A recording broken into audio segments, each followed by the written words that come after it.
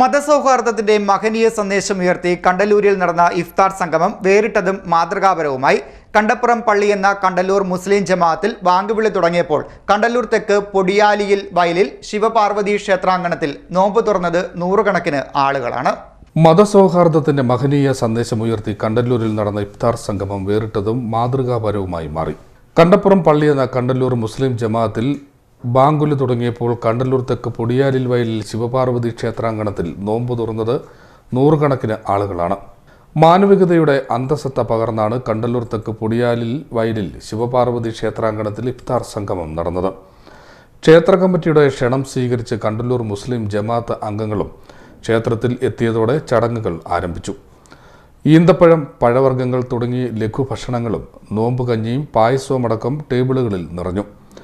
കൊച്ചുകുട്ടികളും സ്ത്രീകളും പുരുഷന്മാരും അടക്കം നിരവധി പേരാണ് നോമ്പ് തുറക്കാൻ ക്ഷേത്രാങ്കണത്തിൽ എത്തിച്ചേർന്നത്. തുടർന്ന് കണ്ടല്ലൂർ മുസ്ലിം ജമാഅത്ത് പള്ളിയിൽ മഗ്രിബ് ബാങ്ക് വിളിച്ചു. ഇതോടെ ക്ഷേത്രത്തിൽ എത്തിച്ചേർന്നവർ ഒരേ മനസ്സോടെ ഒരു ദിവസത്തെ വ്രതത്തിന് പരിസമാപ്തി കുറിച്ചു. ഇതൊക്കെ കേരളത്തിൽ സർവ്വസാധാരണമാണെങ്കിലും രാജ്യത്ത് മതസൗഹാർദ്ദത്തിന് വിള്ളലേൽക്കുമ്പോൾ ഇത് ഈ ഗ്രാമം നൽകുന്ന സന്ദേശമാണ്. മതത്തിനും ജാതിക്കും അപ്പുറം മാനുഷിക മൂല്യങ്ങളാണ് മുറുകെ പിടിക്കേണ്ടത് എന്ന സന്ദേശം.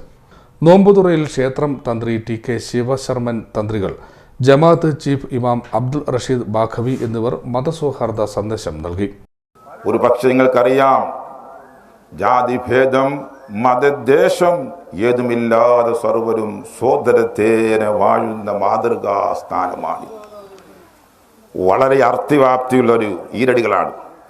ജാതിഭേദം മതദേശം ഏതുമില്ലാതെ സർവരും സോദരത്തേനെ വാഴുന്ന മാതൃകാ സ്ഥാനമാണ്. അപ്പോൾ ശ്രീനാരായണ ഗുരു പഠിപ്പിച്ചത് മതസൗഹാർദ്ദമാണ്.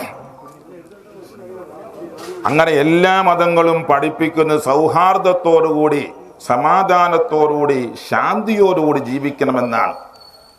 ശ്രീനാരായണ ഗുരു എൻ്റെ പ്രവാചകനെ പറ്റി അവിടുന്ന് പാടിപ്പുകഴ്ത്തി, പുരുഷാകൃതി ഭൂണ്ട ദൈവമോ നരദിവ്യാകൃതി ഭൂണ്ട ദർഭമോ പരമേശ പവിത്ര പുത്രനോ കാരുണ്യവാനാ നബി മുത്തുരത്നമോ.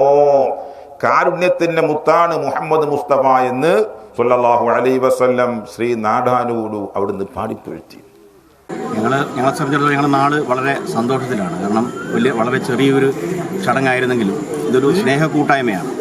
ഈ നമ്മുടെ രാജ്യത്ത് ഇപ്പോൾ നടക്കുന്ന സംഭവവികാസങ്ങളോട് ബന്ധപ്പെട്ട് നമുക്കറിയാം, ഈ നാട്ടിൽ നമ്മളെല്ലാവരും ഒരു മാലയിൽ കോർത്ത മുത്തുകൾ പോലെ മുമ്പോട്ട് പോകേണ്ട സമയമാണിത്.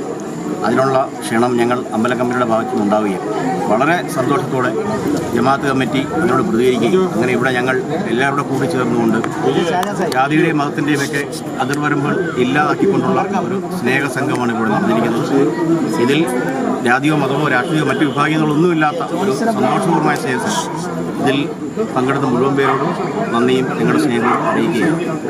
നാടിന്റെ നാനാഭാഗങ്ങളിൽ നിന്നും നിരവധി ആളുകൾ ഇഫ്താർ സംഗമത്തിൽ പങ്കെടുത്തു. ക്ഷേത്ര ജമാഅത്ത് ഭാരവാഹികളായ നയനാനന്ദൻ, ശശികുമാർ, B റജി, ബിജു, ബഷീർ, ഷാഹുബ്, B ഷൈജു, സീബോ ശശി എന്നിവരുടെ നേതൃത്വത്തിലായിരുന്നു ഇഫ്താർ സംഗമം സംഘടിപ്പിച്ചത്.